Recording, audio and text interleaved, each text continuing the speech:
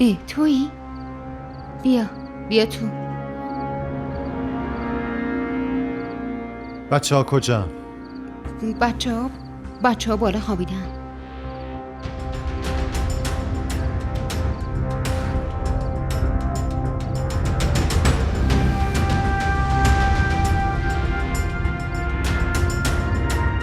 چی شده شاهنواز؟ پاشو پسرم، بابا اومده. پاشو. آخ چرا داری پاشو بچه‌ها رو عزیزم، بیدار پاشو. می‌کنی؟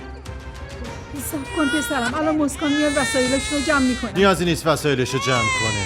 من بچه ها رو میبرم.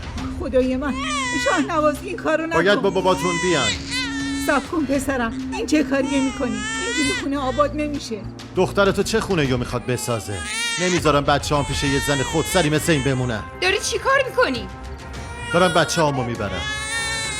چطور میتونی ببریشون؟ چرا نتونم؟ من پدرشونم. میخوام بچه هامو ببرم. بدش من گریه. برو اونور.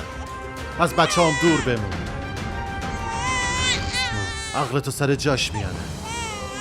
میخوام ببینم که تو چقدر عاقلی. بچه داره گریه میکنه، بده به اون. این بچه بدون مادرش نمیتونه بمونه.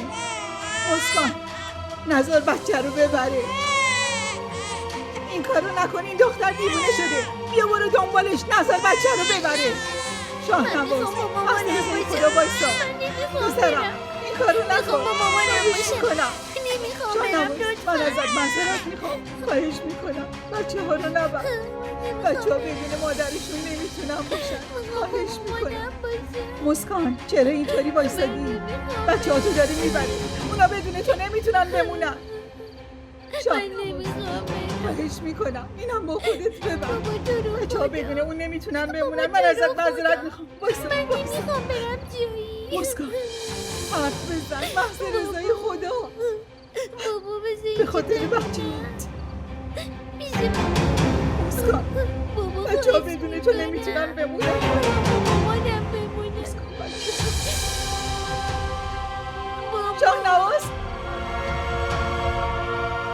شاهنواز شاهنواز بچه ها